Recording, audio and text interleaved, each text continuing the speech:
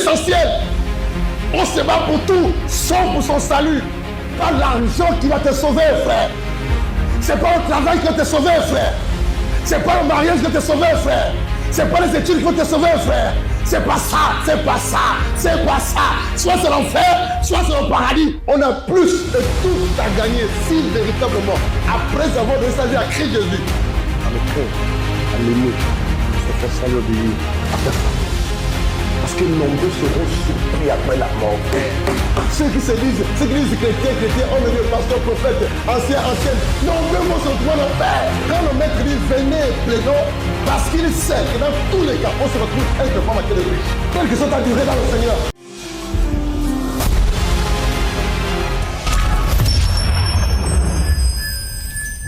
Plusieurs personnes, lorsque Dieu leur tend la main, ils disent non. Non. Non. Non.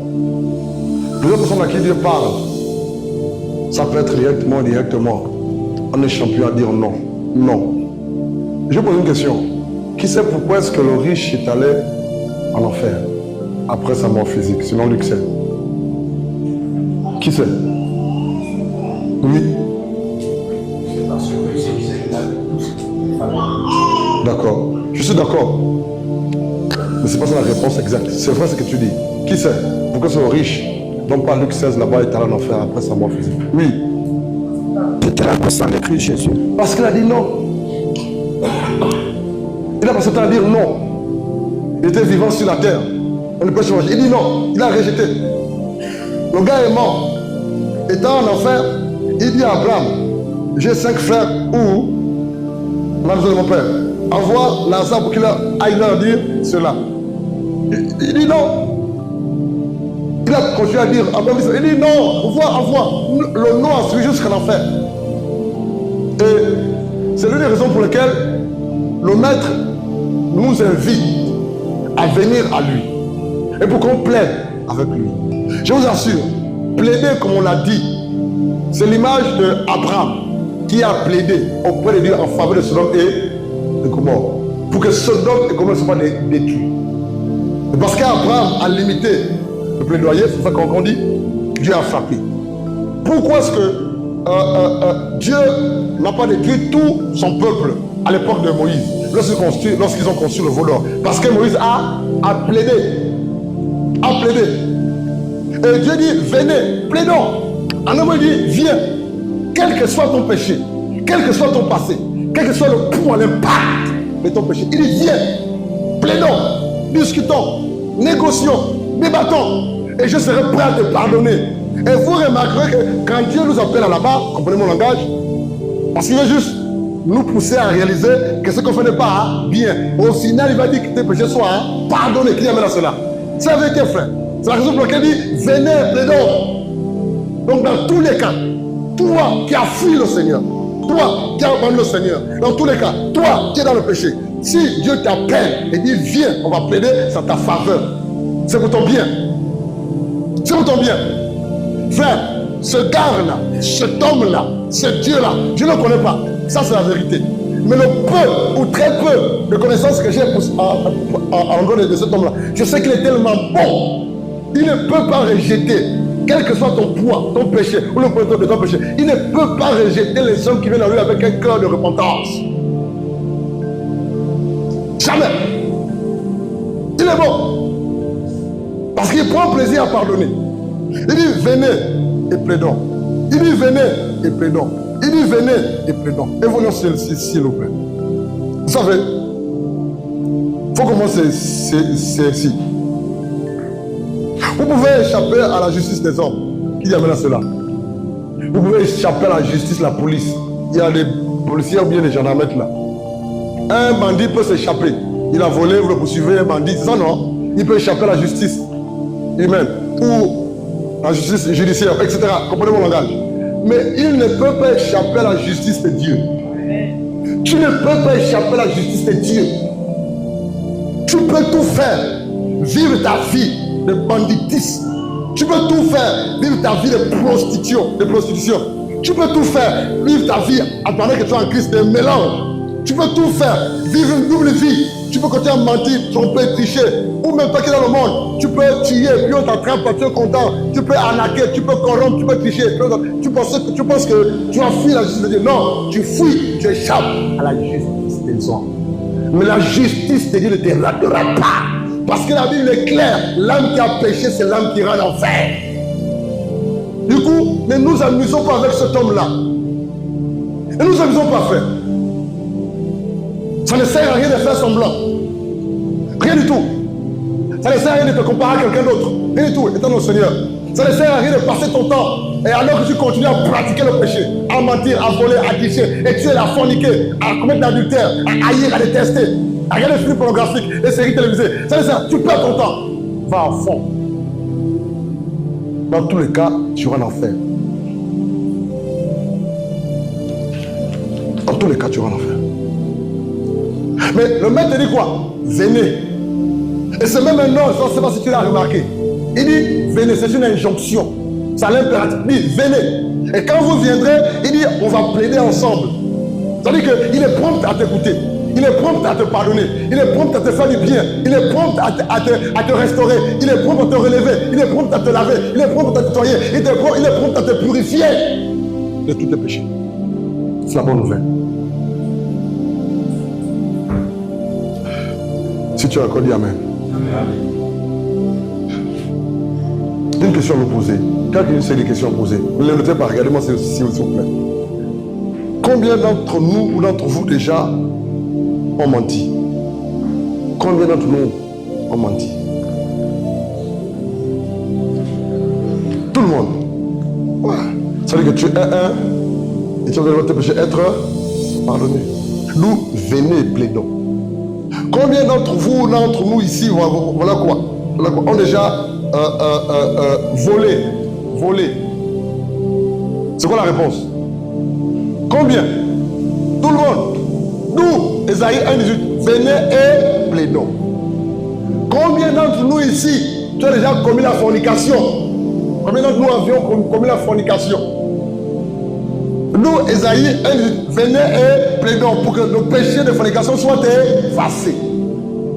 Combien d'entre vous avaient déjà commis l'adultère pour ceux qui sont mariés? Ils ne vont pas lever la main. Oui, il faut rire, mon fils.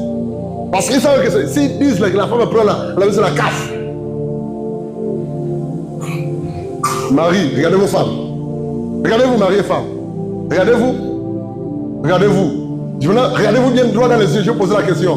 Combien d'entre vous mariés avaient commis l'adultère? Si ses yeux font ça, tu qu'il a déjà fait ça. J'ai dit Seigneur. Tu as dit Seigneur. En fait, ces questions sont posées pour nous pousser à réaliser que dans tous les cas, on a besoin d'un sauveur qui nous pardonne nos péchés pour qu'on soit sauvés. C'est l'objectif de ces questions en fait. Combien d'entre vous, écoutez bien s'il vous plaît, combien d'entre vous ont déjà commis la fornication? Plusieurs. Combien d'entre vous ont déjà haï une personne? Tout le monde. Donc quand le maître dit venez plaidons, parce qu'il sait que dans tous les cas, on se retrouve quelque part en matière de péché. Quelle que soit ta durée dans le Seigneur. Combien d'entre vous ont déjà couché avec la femme d'autrui? Plusieurs. L'homme d'autrui, plusieurs. Combien d'entre vous ont déjà regardé un film pornographique? Plusieurs. Combien d'entre vous ont déjà eu de mauvaises pensées? Plusieurs. Combien d'entre nous, hommes, les hommes, levez un peu la main comme ça là. Levons la main. Combien d'entre nous, hommes, avaient déjà couché avec des femmes dans la pensée? Alléluia. Parce que s'il aurait dit, c'est pas moi qui tâche un peu, on va te poser les mains. Parce que ça démarre à venir dans la tête, c'est vrai ou faux? Et lui tu souris. Et le maître a dit que celui qui a déjà regardé une femme et a déjà convoité, a déjà commis l'adultère. Donc ici on comprend qu'on a plus de tout à gagner si véritablement, après avoir donné sa vie à Christ Jésus, à le craindre, à l'aimer, à s'efforcer à lui obéir, à faire sa volonté. Parce que nombreux seront surpris après la mort, frère. Ceux qui disent chrétiens, hommes de Dieu, pasteurs, prophètes, anciennes, nombreux vont se retrouver en enfer. Tu es marié à ta femme, mais tu passes le temps à mal te comporter. Tu rentres en enfer. Homme marié, tu es païen. Femme, tu es marié à cet homme, tu es chrétienne, mais tu passes le temps à bloquer les pieds. Maintenant, tu es en enfer. Ciseaux. Vous souriez, mais c'est sérieux. Combien? Répondez-moi. Combien d'entre vous avez déjà eu de la colère envers quelqu'un qui t'a dit la vérité? Dans ton propre bien, combien? Plusieurs. Et du coup, on comprend pourquoi ce que Esaïe, le prophète dit dans Esaïe 1,18, venez et plaidons. Si vos péchés sont graves, Dieu va pardonner, frère. Il dit, si vous résistez, si vous vous rébellez, malheur à vous. Or, Dieu ne veut pas que le malheur nous atteigne. Il ne veut pas, c'est un bon Dieu. Tout ce qu'il veut, c'est qu'on vienne à la repentance. Quand on reconnaisse qu'on a mal agi. Ce qui est encore dommage, les amis, merci Seigneur de la grâce, c'est que toi et moi, on se reconnaît en tant qu'être humain, vulnérable, vrai ou faux. Tu es vulnérable. Tout le monde se reconnaît en tant qu'être humain. On a des passages sur la terre. On sait que quand on dort là, on n'est pas sûr de se réveiller le matin. Vrai ou faux. Mais on joue aux orgueilleux. Tu n'as rien compris.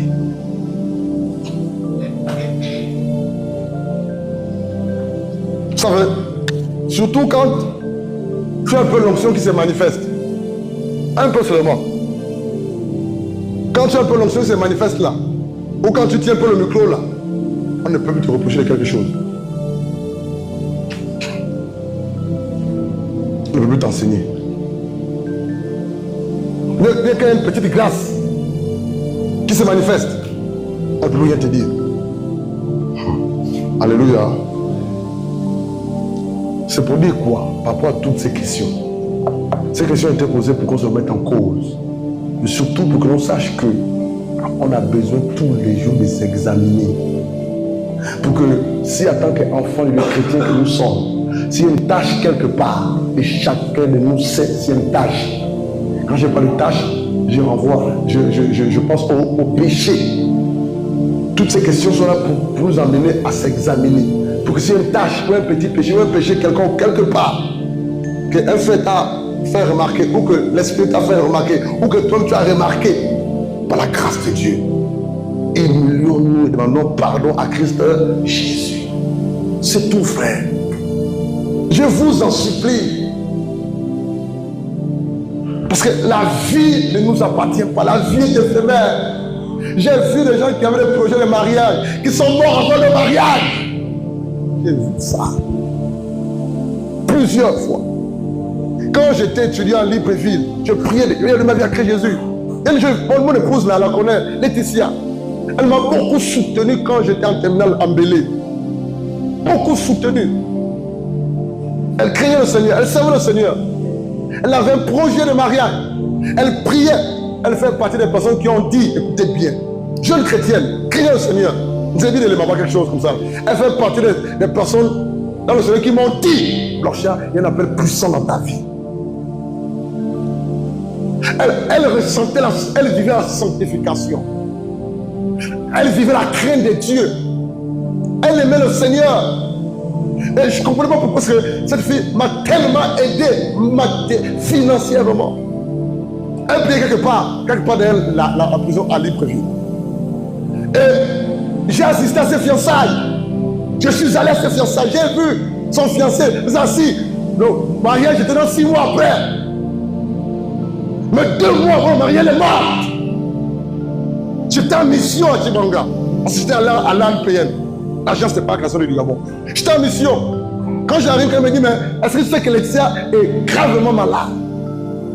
Comment ça? Je vais à l'hôpital général. Je ne sais plus trop où elle était. L'hôpital général. Elle avait maigri. Elle a minci, maigri. Elle ne voulait même pas me voir. Elle avait honte. Parce que l'état dans lequel elle se trouvait était horrible, sale, affreux. Elle venait à peine de se fiancer, frère. Son fiancé travaillait, elle était pleine d'avenir, elle était, je crois, étudiante, quelque chose comme ça, un peu trop. Elle avait un salon de coiffure. Elle avait l'argent, frère. Boum, elle tombe malade. 2 mois avant le mariage, juste 3 mois, 4 mois après le fiançailles, elle meurt. Je suis allé à l'hôpital. Elle ne voulait pas que je rentre. Mais Dieu a permis. Elle avait honte. Elle ne me regardait pas dans les yeux. Voici ce qu'elle m'a dit ce jour à l'hôpital. Loncha, quel que soit l'état dans lequel je me trouve, je ne renierai pas mon Dieu. Je suis rentré à la maison. Le lendemain, ma publique, elle est décédée. Je suis allé à la mort. Je suis allé à l'enterrement. Frère, notre vie ne nous appartient pas. Il y a des projets qu'on peut avoir maintenant. Tu n'es pas sûr de les réaliser ou de les voir. Crains Dieu.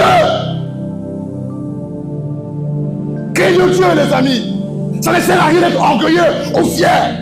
Les amis, ce n'est pas le ministère là qui va me sauver. Ce n'est pas les dons, ce n'est pas l'onction. C'est Jésus. C'est l'abandon du péché, frère.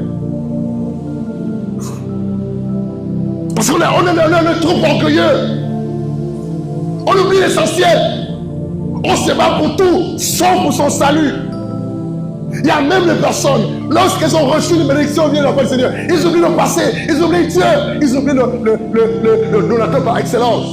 Il y a même qui sont sur le point de se marier, ils commencent à violer les principes de la parole, les enseignements. Il y en a, parce que tu sais pour te marier, tu vas violer les principes de la parole, mais tu ne vas pas te marier si tu continues comme ça.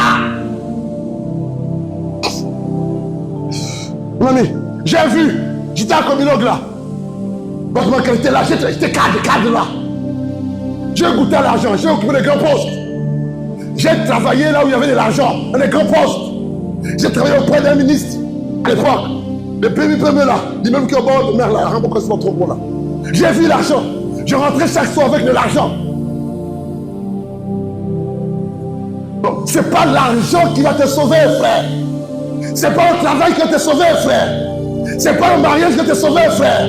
C'est pas les études qui vont te sauver, frère. C'est pas ça, c'est pas ça, c'est pas ça. Soit c'est l'enfer, soit c'est le paradis. Et c'est maintenant que ça se travaille. Arrêtez un peu. Arrêtez un peu, les amis. Arrêtez un peu. Arrêtez un peu. Pourquoi on va en assemblée? Pourquoi on va dans les églises? Pourquoi on veut servir à Christ Jésus? C'est pour mourir après aller en enfer? Non, frère. Non.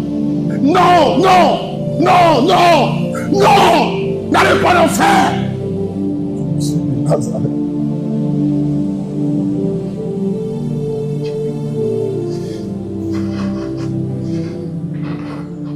Prions un instant. Que chacun se répande de ses péchés.